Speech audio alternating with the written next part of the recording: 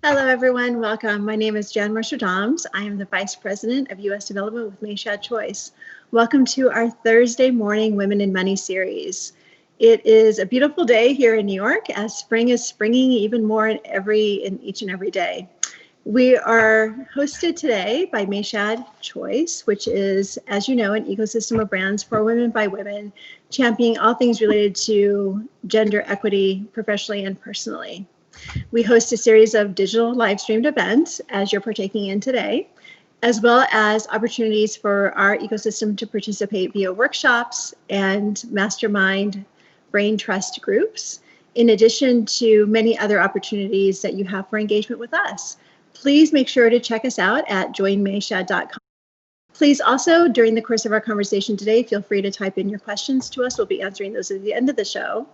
And we're thrilled to have with us today two women who are pioneers in the technology space and who have been able over time to keep very current on all things related to innovation, particularly right now during this moment in time of COVID-19.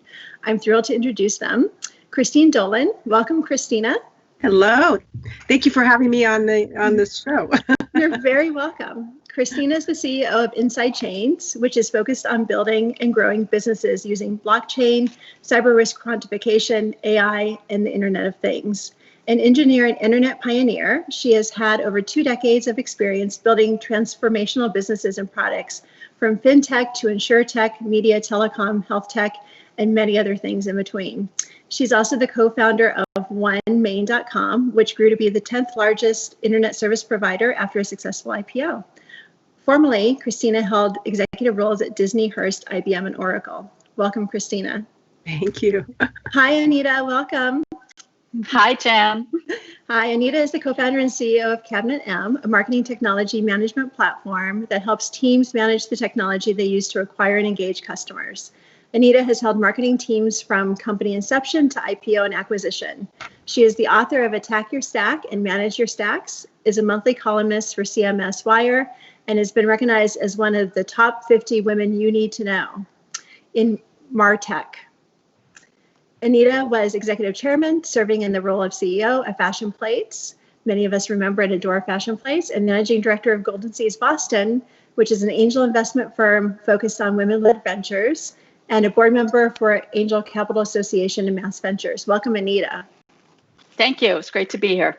So, as we think about where we are right now in this moment in time and how we got here and the world in which we want to grow to, and women's role in helping to inspire the creation of what comes post-COVID-19, we know that women have a strong role in helping to create the new economy, how we create value, how we monetize, and how we build wealth. Anita, speak to us about what you see for us as we work together to envision the new future.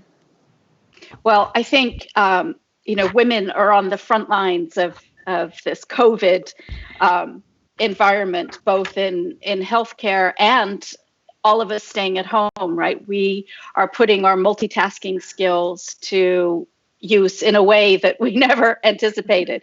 I mean, I don't know how many videos I've seen where women have said, I'm a full-time employee, I'm a full-time parent, I'm a full-time teacher, I'm the plumber, I'm the this, I'm the that in the house. So I think women will be crucially important to how we come out of this and shape our new environment. I think women's creativity, the ability to multitask, the ability to envision new ways of doing things, I think very much so we're going to be the driving force coming out of this. From your perspective, and you've sat on so many different sides of the fence, as entrepreneur, funder, you've sat on boards, you've mentored, you've coached.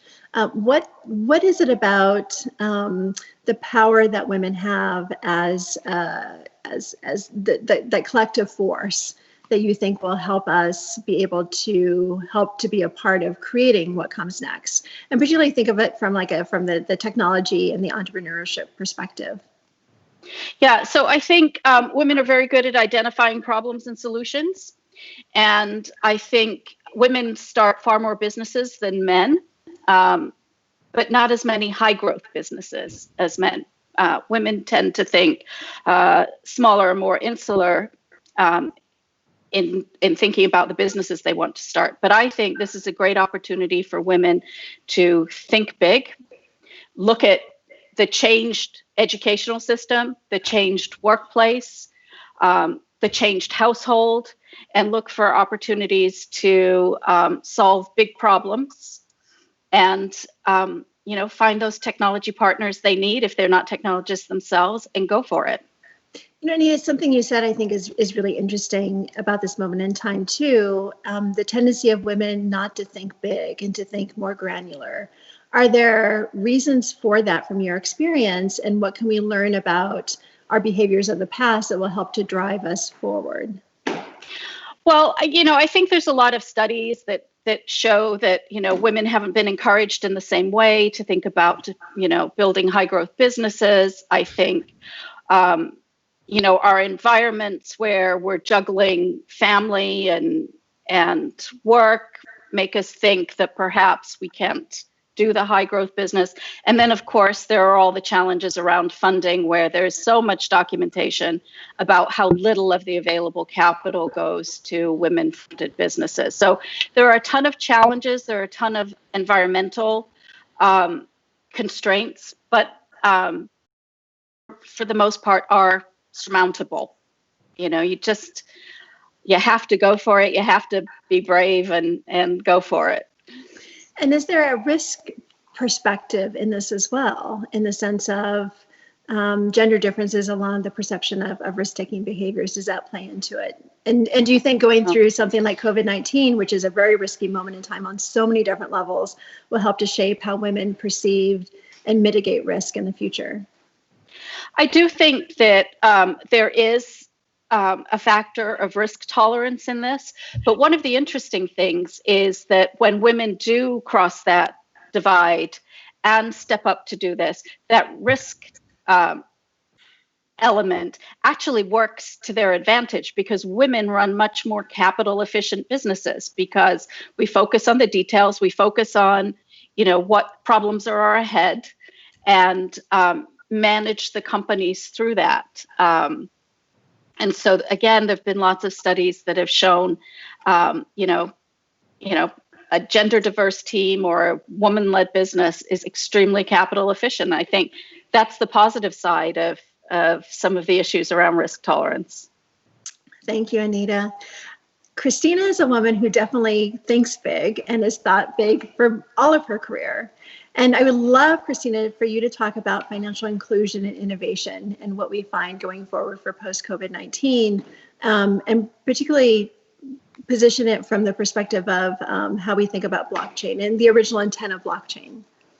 Yeah, so I've been at the crossroads of technology and the forefront of new markets. So in media, when I was in media at Disney and Hearst, people were saying nobody would use a small screen. When I was launching e-commerce at Oracle, people were saying nobody would shop online because everybody wanted the retail experience. And then fast forward in the fintech space, I remember I was an institutional financial trading platform company, and my male peers would make fun of me because I was sort of an early adopter of blockchain and Bitcoin, because I actually thought that with the requirement for regulatory information, speed, et cetera, blockchain had a lot of factors that would make that very interesting. And I could see all the potential for innovation. But what's interesting, fast forwarding beyond that, I co-founded some companies in that space, one of them in the health care space that's been very involved in COVID.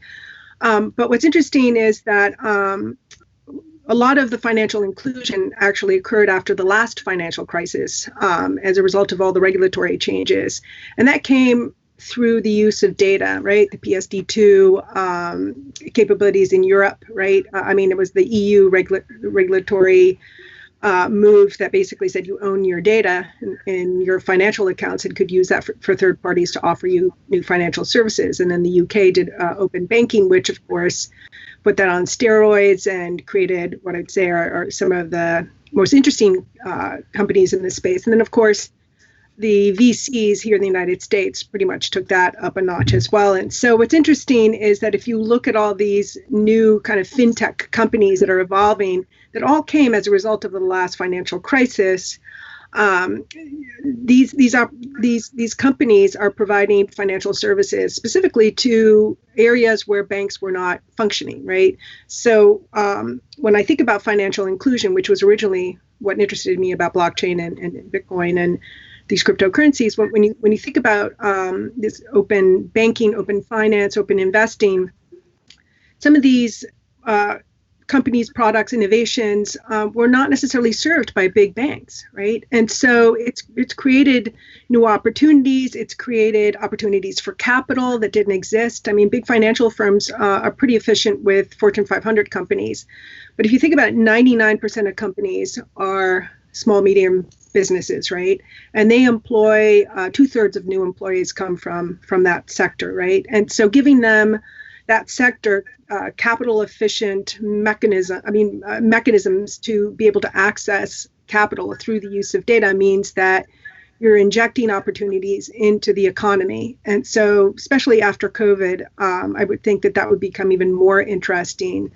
And if you look at, one of the things with these challenger banks and these digital banks is that the infrastructure, regulatory infrastructure that a lot of these big financial institutions have is huge. And what's interesting is I think the CEO of Barclays in the UK was basically saying that they're going to use less real estate, right? So they're going to decrease some of those costs, and it'll be interesting to see, what their moves are. You look at Goldman Sachs made a huge investment in Marcus because they realized that they have to transition into this space and get involved in some of these opportunities. So I think that the last financial crisis opened up the doors for a lot of innovators that created some very, very interesting opportunities for what I consider to be the less served part of the economy. And I think that moving forward, I think that there's some concerns about some of the risk models that were sort of built as the economy was getting stronger and whether or not those are sustainable. But I still believe that if you're going to have a broader ability to serve, can you, I just got a message that there was a network issue. Can you still hear me? Yes. And so I think that there's going to be a growing opportunity to be able to serve that part of the economy that actually helps jobs and growth. So, it's interesting, Cristina. My next question obviously is, will cash disappear? And, on the flip side, the vulnerabilities then associated with that. We see, even before kind of life shut down as we know it, many businesses weren't taking cash anymore as a form of payment. And so as we completely have shifted to this, stay at home for all things related to life in general, work, pleasure, fun, just, the sheer fact of most of what we're doing now is either buying online or going physically to the grocery store. And some of us aren't even doing that. What does that new world look like as we think about just the public health hazards around carrying cash? Mm-hmm. And then what are the vulnerabilities and risks associated with that if we are moving in that direction? Yeah. So it's interesting because I think as a country, I think we are the most digital out there, right? And there's a huge difference between digital cash and cryptocurrencies, because cryptocurrencies are really more about an infrastructure that removes the middleman and creates these paper trails or visibility that allows you to get data off of the network in terms of what's going on, right? And so with the COVID-19 recent bill that was passed, obviously digital dollar was introduced with the opportunity to provide wallets, which means that you would host your wallet at the central bank somewhere, which is interesting because if you look at, the economy that we have right now, after 1913 or something like that, the Keynesian, belief that inflation actually reduces the burden of debt. And so as a result of that, there's been this move towards increasing debt in order to have stimulus in the economy. And that's one of the levers that central banks have provided, right? And, right now we're kind of in a scenario that the original Bitcoin enthusiasts were sort of talking about, right? And so it's interesting to see what's happening now. But when you talk about cash, digital money, central bank provided digital money, and cryptocurrencies, you're talking about completely different infrastructures, right? Because the M1, M2 money that gets, pushed in through stimulus through the central banks is more than just money. It's sort of an economic lever, right?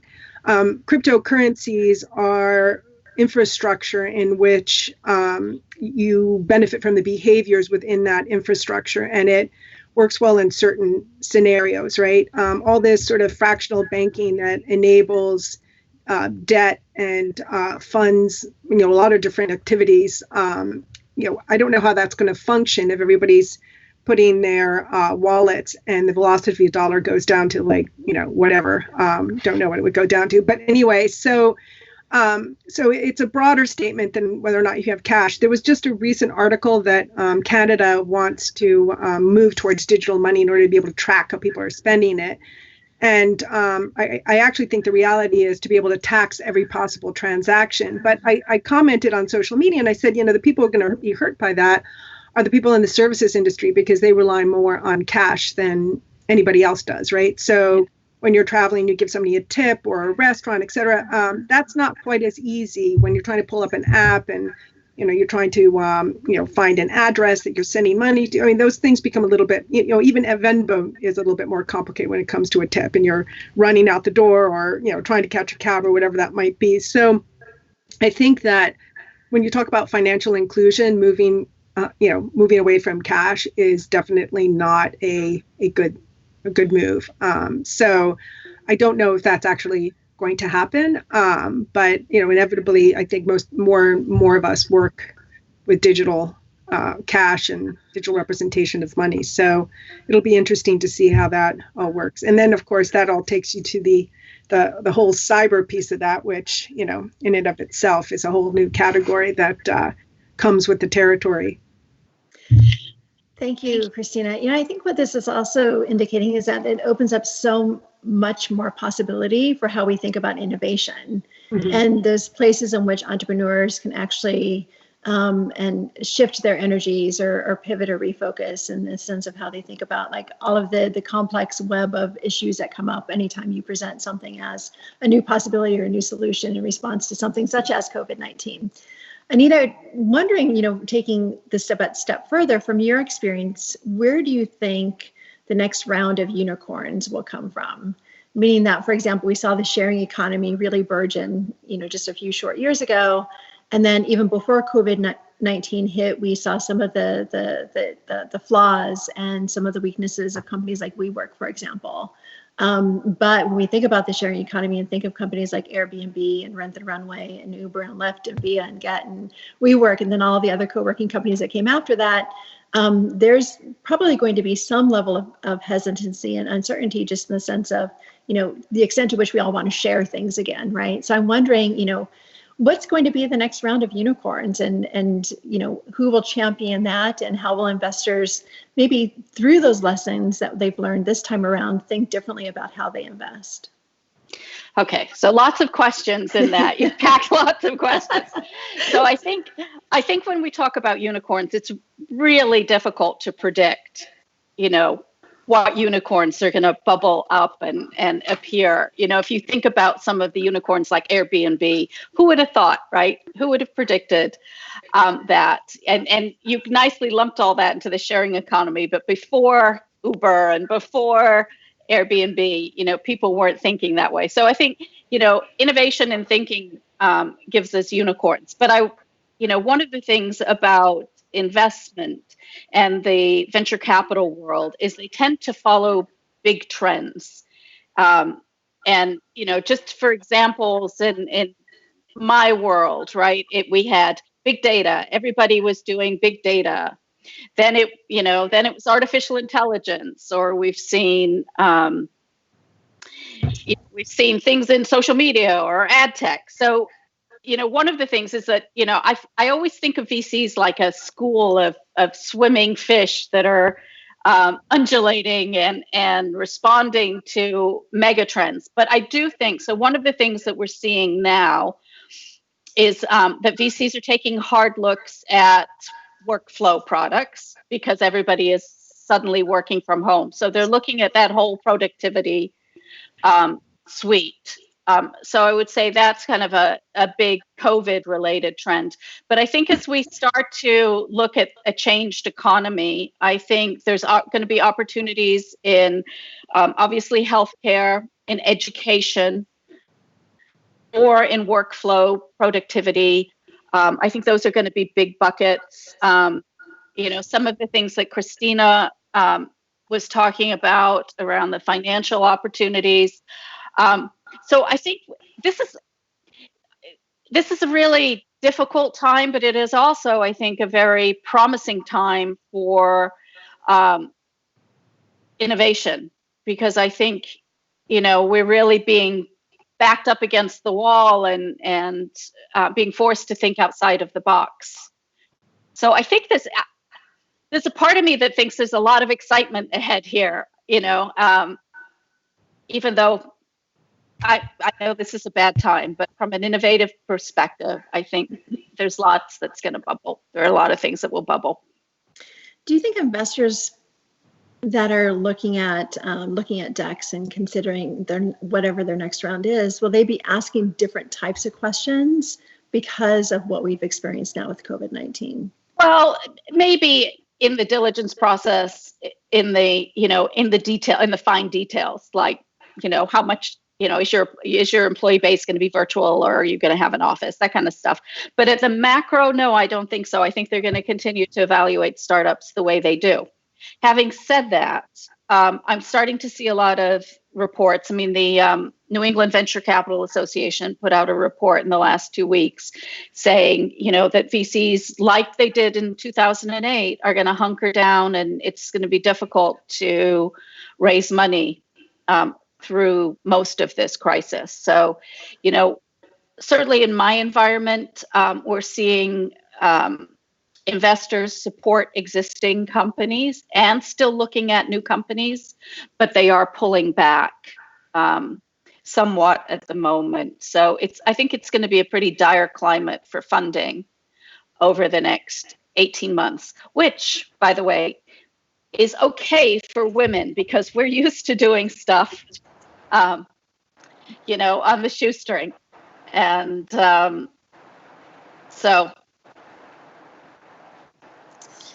Thank you for that, Anita. For all of you listening and watching us today, we're having an incredible rainstorm right now where I am. So if you hear raindrops, that's on the feedback. That's what we're having. Welcome to end of April, beginning of May.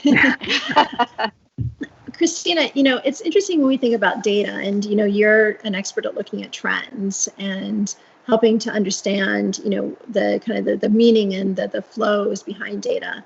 When we think about like what we're learning right now about people and about communities and countries from a public health perspective, and for many of us, data right now means honestly, like how many cases are there, how many have recovered, how many have died, how many are being treated. And so we look at things from a very quantitative perspective, but we also know that data is telling a story. From your perspective, what are some of the trends that are emerging from big data? So it's interesting because that's been an area that my colleagues at MIT have been very focused on. As a matter of fact, it's interesting. I was thinking to myself, there's probably been more innovation for COVID coming out of sort of the younger population in the data space and mobile space and information space than there has been on the device space. I'm not saying that there is device innovation, but there's been a lot of that. And so if you look at the trends, data has become sort of the fuel that's enabled all these new models to occur at much lesser cost, right? And so in the fintech space, there's been a lot of very interesting innovations from SoFi, right? SoFi has created a human capital metric around whether or not someone will will repay back a loan, right? So, and then there's like a whole variety of different data points that are being used. So, for example, in some apps, how often you run out of battery says something about your personality and your ability to pay back a loan versus people who are always overly charging their phone. Whereas, of course, now it's better for your phone to let it run out, right? So there's a lot of data out there. But now, of course, the bar from a regulatory perspective is going on in terms of what the fines and regulatory penalties are for not dealing with that data properly, right? And so in the United States, I think that the bar is going up right now. And if you look at Europe, Europe's taken a completely different perspective, right? You own your health data, right? And you own your banking data. And through that, you are empowered to either be able to use that data for the ability to get new, other types of financial services from third parties, smaller companies, or you can take your healthcare data and learn from it or do other things from it. And here in the United States, that's not the case, right? So anybody who is, I'm a sort of a data junkie, and at one point I convinced my doctor to get me, I wanted to get my digital DNA because I'd done 23andMe and I downloaded it and I was playing around with Prometheus and I was looking at, all the reports associated with my DNA. And when the doctor ordered the test and said, "Oh no, you don't have BRCA or any of that stuff," I was like, "Okay, well, I just want the DNA. I just want the digital data." And they said, "Oh, I'm sorry, you don't own that." I was like, "What?" So anyway, but that's an example of, my insurance paid for that, but I'm not entitled to that because that data isn't owned by me. So and so across the board, I think that, the rules around who owns your data in the United States, whether it be your banking data. I mean, I think Sand Hill Road and Anita, you talked about the schools of fish. I totally agree with you on that. And those schools of fish sort of help, give attention and help those entities rise. But I think that here in the United States, the whole area around data is, and you're not owning your data, it is, in my mind, something that I think is going to evolve over time in order for you to be able to use it properly. And I don't know how well HIPAA rules are being followed with respect to this whole COVID thing. I mean, I actually, I ended up getting it from my son, and so I wanted to get the antibody test. And so I asked my doctor, I was like, I see all these statistics, and I know at my school there's a ton of people that were not able to get a test that are not part of the statistics. If I take this test, will my statistic automatically get pulled into this pile, right? And she was basically saying, well, gee, I don't know. I'm like, all right, so does HIPAA prevent my statistic from being part of the pile? How's that going to work? So I think that the clarity around data, specifically in the healthcare space, is something that makes some of the innovation difficult, and the ability to be able to track. I mean, this morning I posted on Facebook that Facebook was actually had an opt-in with another company that they partnered with to figure out how many people felt that they had gotten COVID but had not been tested, right? Which is something I had proposed to the CEO of one of the phone companies because I felt that the numbers were totally misrepresented, and I thought that I think that there is like a fear factor in the fact that the percentages of people that get it die, when in fact I think there's a lot more people that have actually gotten it and not died. So data is one of these things that I think can fuel a lot of great opportunities, especially right now. And as Anita said, I think some of the VCs tend to go along these themes, right? I don't necessarily think it's about blockchain anymore. It's about the application that you are using it for. So in Europe, we're using blockchain for value-based healthcare. My two co-founders are the retired CEO from Medtronic and the former head of social medicine. We worked with Michael Porter at Harvard. And so what we're doing is more important than what's underneath the covers, right? And so I think it's more about what is the problem you're trying to solve. Anita said that women are better at problem solving. I totally agree about that. And problem solving is one of those skills that not everybody enjoys utilizing.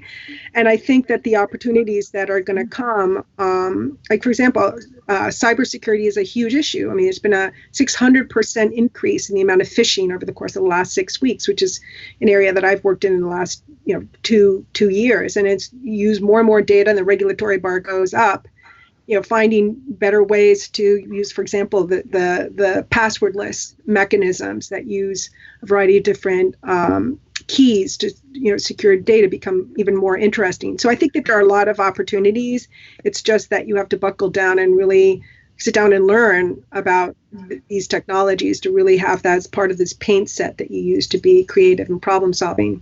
And I guess that there's also tremendous opportunities for employees to become more educated as well when we think about just going back to work, right? And for those of us who work in Manhattan or work in other urban areas where you would have to actually perhaps get your temperature checked before entering the building each and every day, right? Who really is monitoring and tracking and using then that data on you as an individual?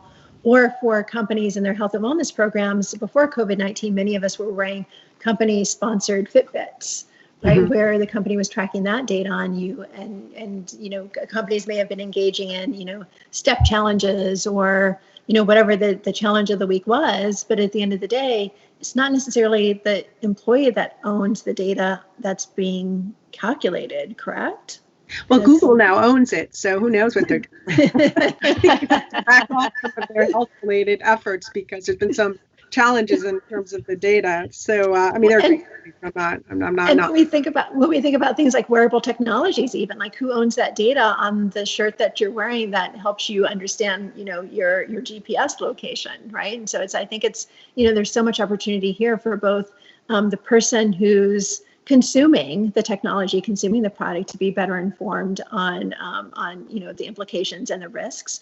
But then, Anita, to your point earlier around like how companies are going to have to re-envision how they structure work from a workflow perspective, and the entrepreneurs that will be responsible for helping us decide how that's all created and implemented and managed. It's fascinating to think through the implications of it right now. Somebody just said, what happens if you delete the data? But it's interesting because I've always told people, if you don't want your data collected, just create a fake ID and don't associate it with any of your other email addresses, et cetera. So there's, unification point, and then you can utilize the data as an unknown, unconnected entity and enjoy the device. But deleting the data, I guess, is only an option if you're in Europe. So. That might be the best tip all week. Okay, so just switching gears a little bit here, as we know, the S&P 500's value is now 84% intangible and digital. So from a value, data, risk, and security perspective, where are the weak links in this thought? Well, I have, so you're asking me, yes. So, well, obviously the security aspect is the biggest link, right? Because now it's much easier for a hacker to steal your data. And I could give you like 100 ways that can be done versus going into someone's home and physically stealing a painting and then finding a marketplace for that, because the marketplace for data is actually quite fluid, right? So, and unfortunately, I would say in this space, the fact that everybody's sort of scrambling, trying to figure out, how to set up new Zoom calls or whatever that might be, I think that the traditional mechanisms for security have somehow been bypassed in order to just be able to accomplish everything that's been accomplished. And I think there's going to be a lot of work trying to sort of figure out where those gaps are. But I think in addition to that, so you have the cybersecurity piece of that. The whole passwordless is one of the areas that I'm working with a company called Crayonic in Europe. And that's an interesting one because that's a standard that's been accepted by the World Wide Web Consortium, right?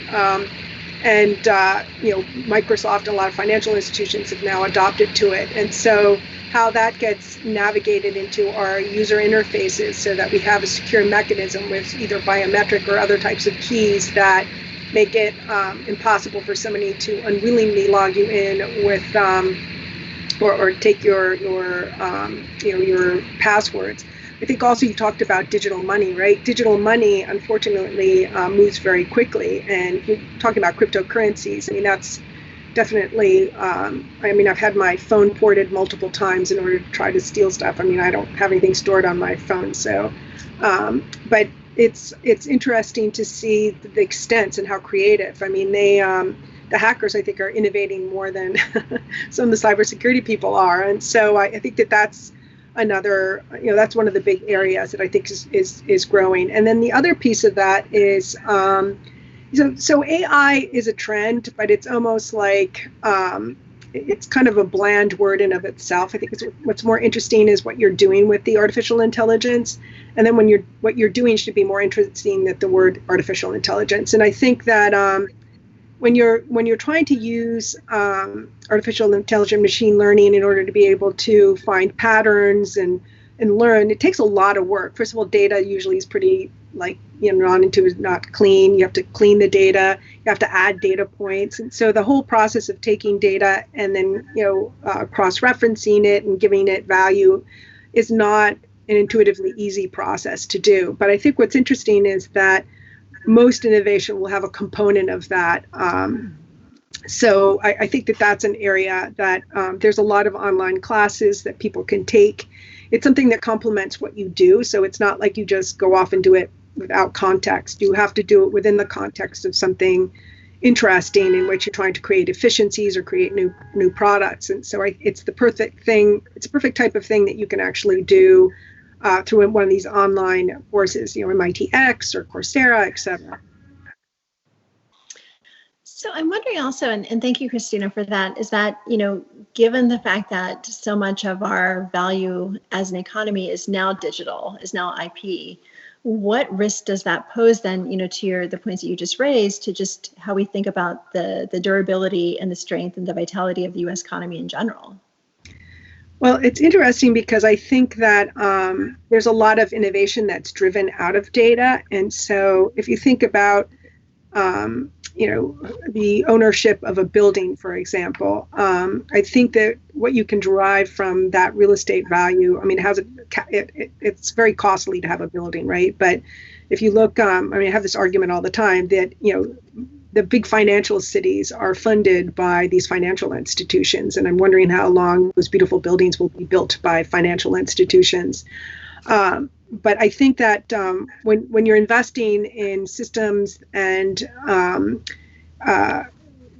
opportunities to actually create value by servicing sectors of the economy that are not being served today by using data, that means not only are you addressing an unaddressed market that allows the economy to grow, but your cost basis is lower, right? So I do think that it's a good thing. It does create some level of risk, and one of the companies that I was involved with that I helped co-found was in the cyber insurance space, specifically in the crypto, and then moved into cyber risk. And it's an interesting area to try to figure out, what your risk is within an organization, and that in and of itself is a science of itself, but one that's required from a regulatory perspective and for insurance, et cetera. And so I think that to some degree there is some level of risk in having more and more of your assets in a non-tangible digital format. But I actually think about that as the ability to mold that into great opportunities for sectors of the economy that are not being served or not as engaged. And I think that the other side of that is that part of the economy is going to require education in order to be a bigger part of that aspect of the economy. And so I think that there's pros and cons. Nobody likes change. And if you're not at the front of the wave, with arrows in your back, being a pioneer, I think that, change can be a tough thing to manage. Thank you, Cristina. Speaking of change, this moment in time is also about the story that companies tell, in the sense of making sure that they're being informative and educational for their clients and their employees and just their communities at large. But this is also, as we know, an incredible difficult time for many businesses and companies, no matter what size you are. So Anita, I'm wondering, from the work that you do with companies now, what are some of the more innovative things that you find from a marketing perspective companies are doing to really stay fresh, relevant, and current during this time? Well, I think, let me talk about good and bad. So I think the good are companies that are acknowledging that they're operating in a different environment. And I think the ones that are doing it best are, first of all, taking care of their employees. And that, they may have to furlough or let go employees, but they are communicating appropriately and offering assistance where they can. Next is keeping their customers on board. We hear a lot in our world that renewals are the new customer acquisition. So staying close to existing customers. And then when it comes to attracting new customers, I think Personalization has been a big theme in marketing over the last 5 years. And, that's now has moved beyond just, dear, and put name in here. There's been a lot of work supported by machine learning and AI around, sending messages at the right time in the customer journey and tailored to things that people are looking for. But now with this COVID world, I think there's a different degree of personalization that's required. And that is a more human connection. And I think companies that are doing that well are introducing, into Zoom calls, bits of information about personal lives. We're getting used to seeing each other. This day is an exception, but used to seeing each other without makeup and hair done and showing more of ourselves. And I think companies that embrace that, I think that's an excellent marketing strategy. On the bad side, I do not want to receive another email from somebody that says checking in when I don't know who they are or how are you doing? No, you don't care about me. I don't want that. I've written 2 articles about marketing in a crisis, and one of my pleas, though I know it won't happen, is I wish people would just kind of default now to honest subjects in their emails. Because I know that there's a lot of science around what makes people click, but please, just say, this is an email to sell you this. This is an email to remind you of this. It would be so much more helpful than what we're doing. But I think you have to acknowledge where we're at. You can't just pretend it's not happening. And just as a bit of a tangent, some of the things that I'm finding that are very interesting are companies that are making interesting pivots, whether it's temporary or permanent. So for example, there's a company called Raw Generation, and they are a juice cleanse business. So, you pay a lot of money, and every week they send you, 6 bottles of juice or whatever. And in this environment, where people are really watching their dollars, that may be seen as a luxury. So what this company has done is it still offers its juices, but it's also offering its produce, its raw produce. So you can go onto their site and they'll send you 25 pounds of raw produce a week, which we've been taking advantage of. But I think that's a great way. They've really acknowledged the dynamics of the environment and the dynamics that their customers are living within. So, yeah, marketing has to change. And Anita, do you find that now, obviously, because companies are spending less on many line items, including marketing and advertising budgets, that this DIY kind of grassroots guerrilla marketing approach will prove to continue to be beneficial for companies as we emerge from this, as we're all wanting a bit more human interaction and attention? I do, but I also see, so when I look at what's happening to marketing teams, they're being asked to reduce expenditure. So, there's 3 places to do that: people, programs, and technology. Mm-hmm. And particularly for larger companies, most marketing organizations don't have a handle on what they're spending today on those 3 things. They don't have a handle on how well each of those things are performing. And so one of the things that I think is really important is that companies get a handle on that, because my supposition is that just by getting a handle on that, they'll be able to take money out of the budget. But at the same time as they're being asked to do that, they're also being asked to reallocate to digital.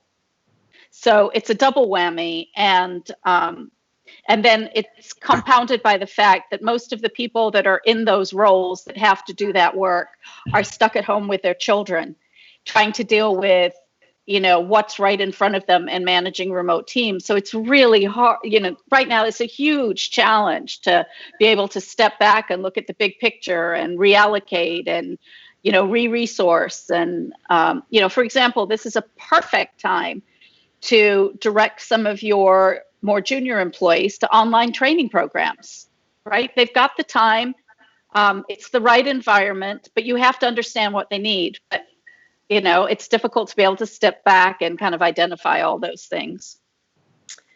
Anita, I want to go back to one thing before we go to Q&A from our audience. And please, if you're with us today, please, please, please, this has been such a really informative, engaging, and eye-opening conversation. We want to make sure to hear from you as well. So please type in your questions for us, and we'll be going to this in just a minute. Anita, I want to backtrack for a second and talk about one thing that you and I talked about on the phone maybe 1 month, 2 months ago now, about the differences, the geographic differences. And I wanted to mention this because we have visitors from all around the country listening and watching us today, differences across geography in terms of how money gets raised.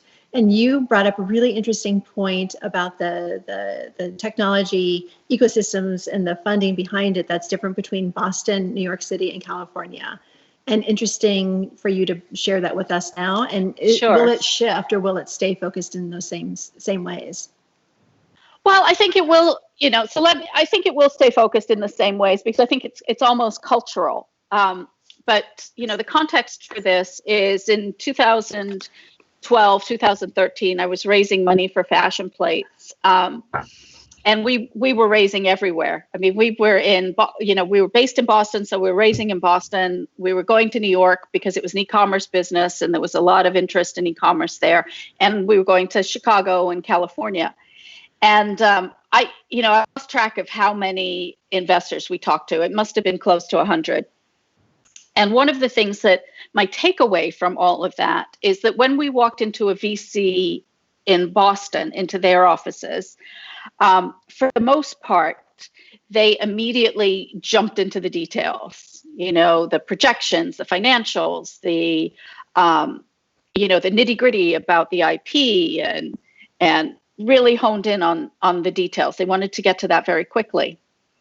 And so we got very used to that. And then when we went out to California, it was the polar opposite. We would walk in, and invariably they'd say, give us your big vision. Where are you 5 years, 10 years from now? And then they backed into the details. And for me, that was a much easier way to pitch, was to be able to paint the picture of the vision and then back into the here we are, instead of trying to, defend point assumptions before they'd gotten the real idea of the business. And then I found that New York was a halfway house, and kind of balanced those two things. So it was really, there was a period of time there where I was saying, I wish I lived in California, because I really enjoyed that part of the experience. But, those us Yankees, tight-fisted Yankees in Boston, were all about the numbers. So, it was very different. Thank you for that. I find that just so fascinating. All right, so ladies and gentlemen, we're going to move on to our questions now. The first question is, what advice would you have for female entrepreneurs and business owners and executives that may be in the middle of a pivot or have been furloughed and laid off during this time? Cristina, we'll start with you and then go to Anita. So I would basically look at the skill set you have, and before you, the best way to go about it is to kind of look at something that would be complementary to it. So, for example, if you're in the fintech space, start looking at what's happening in this whole sort of PSD2 open banking use of data, in order to sort of take the skills that you have and add something to that allows you to be marketable in that space. If you're in, if you're in the retail space, do you know something about the supply chain that you can utilize and build upon that? So I think you kind of have to take inventory of the skill sets that you have in the ecosystem and the relationships you have, and then complement that. There's a lot of online learning that's available right now, especially because of COVID. A lot of it is, the paywalls have been removed, or they're offering it for free, and utilize that as a way to take what you have and add to that in order to be able to pivot, in an interesting way. Thank you, Cristina. Anita? Yeah, I would have said very much the same thing. I'm amazed at the online resources. In fact, training resources. In fact, both myself and one of my daughters, we've both signed up to take 10-week programs through General Assembly during this whole period of time. I can spend that time I usually use on the hair and makeup doing a course. So I do think that's very important. If you are thinking about doing something entrepreneurial, one of the things that I think is really great about this time period is that it gives you the breathing space to do the market validation. And, when I look at businesses and when I was running an angel investment group and when I was at Mass Ventures, the companies that invariably got in trouble were the ones that ran ahead and developed the product or offering without doing any of the market validation. So now's the time, right? People have time. They're willing to get on Zooms. They're willing to respond to things. So now's the time. If you have an idea, you can mock up something very simply using a technology like InVision, or you can take a one-day workshop on General Assembly to learn how to code. You can quickly create something that looks like what you might want to deliver if it's a digital business. And then, start doing your market validation. This is a great time to do it. Get your ducks in the order. It's a great idea. And even for those of us that are still in the corporate sector, it's a great time to think about what our side hustle is. It's interesting. Leslie Jane Seymour is a big advocate for, advocating for women over the age of 40. And she often says that if you're over the age of 40 and you haven't had your plan B, plan C, and plan D figured out, you need to get going tomorrow. All right, next question. How do you get cash or transact business if your bank is closed or has limited hours?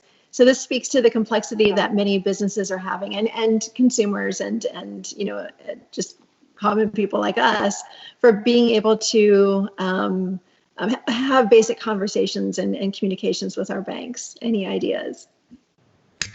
Well, it's an interesting question. It's funny because there are a lot of, I'd say, younger demographic that are more inclined to work with the challenger banks that actually have no, retail offices or retail, office hours. And so, so it works for some people. I mean, I know that some of the big banks have had issues in assisting companies with respect to all the stimulus money that has been made available. So, so I don't know. I mean, I don't work in a financial institution. I'm more of a disruptor when it comes to these things. But I do think that that's an interesting area that could, there might be some people on this call that may think about seeing their big financial institutions to innovate. Our next question pertains to things like continuing on this thought thread. Thoughts on technology and government and the intersectionality of the two. So, Cristina, picking back up your point around just how hard it's been for some companies and small businesses to be able to access the stimulus funds, but just overall the intersectionality of technology and government, and would something like blockchain help to address some of the communication disconnects that we all experience? Well, it's funny, there was a post because I think in New Jersey, they had some issues with the unemployment system that is built in COBOL. And they were looking for people that knew how to program in COBOL to volunteer to come in and fix the system. And of course, people were saying that those were probably the most vulnerable people when it came to COVID in the first place. So we weren't really sure if they would actually would want to go into the government offices. But I don't think that, I don't look at blockchain, as sort of this hammer that you're kind of looking around at things to fix. I mean, I think that AI, IoT, like all of these are like little Lego blocks or parts of a palette of paints. And it's really more about looking at problems that need to be resolved and then figuring out, what is in your palette that can actually solve those problems, because blockchain isn't a solution for everything and neither is AI, right?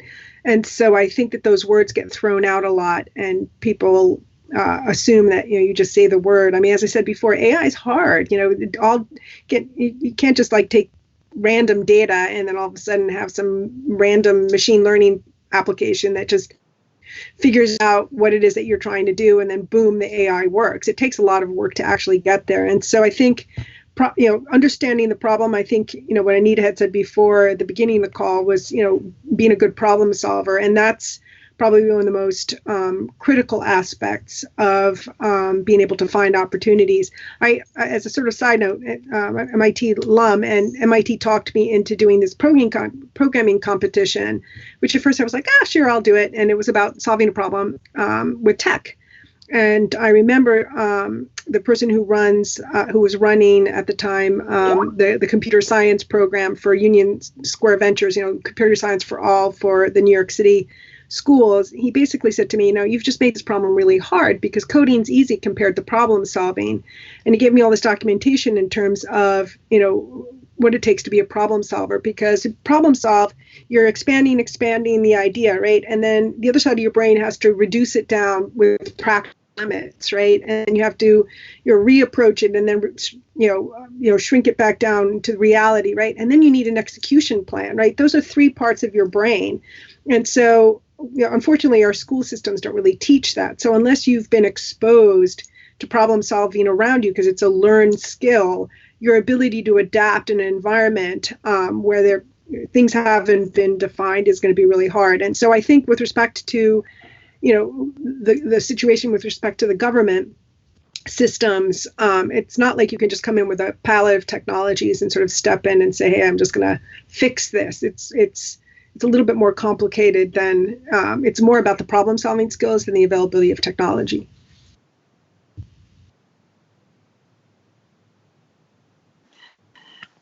Last question goes to Anita.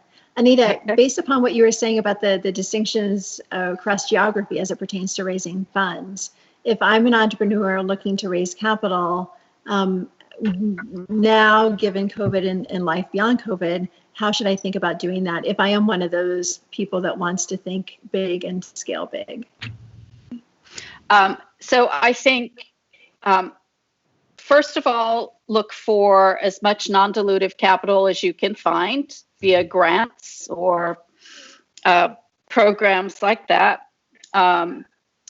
Other sources for capital, depending on how much you're trying to raise, there's the angel community, and there's still investing. So you find angel groups that invest in the types of things that you are doing.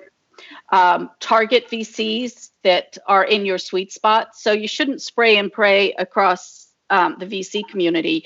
VCs have their own, portfolio direction and sweet spots around certain technologies or industries. So you've got to find a match. And with VCs and angels to a large extent, you need to find ways to be introduced to them. Cold outreach rarely gets you anywhere.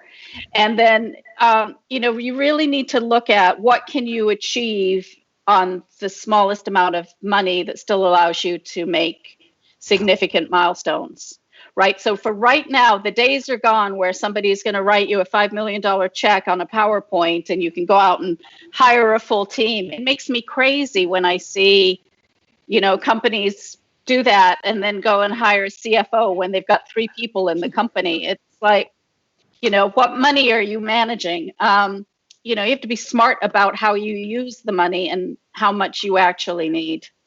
It's complicated and it's not easy. So, but you just have to kind of turn over a lot of rocks.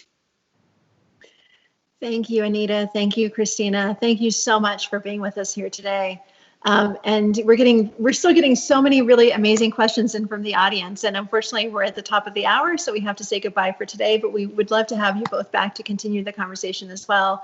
To everyone out there, thank you so much for listening. I'm Jen Mercer-Dahms, Vice President of U.S. Development with Mayshad Choice. Please visit us at joinmayshad.com. That's joinmayshad, MAYSHAD.com.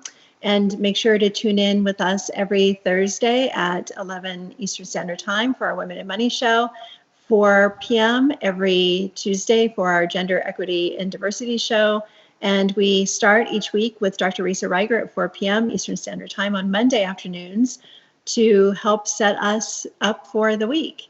And if you're interested in learning more about how you can be a part of our mastermind sessions, our brain trust, and our workshops, please feel free to contact me at join Mayshad.com for more information about our memberships. We'd love to have you be in our ecosystem and support women professionally and personally. Thank you so much, and we'll see you soon. Thanks, everyone. Bye. All right. Take care. Bye-bye.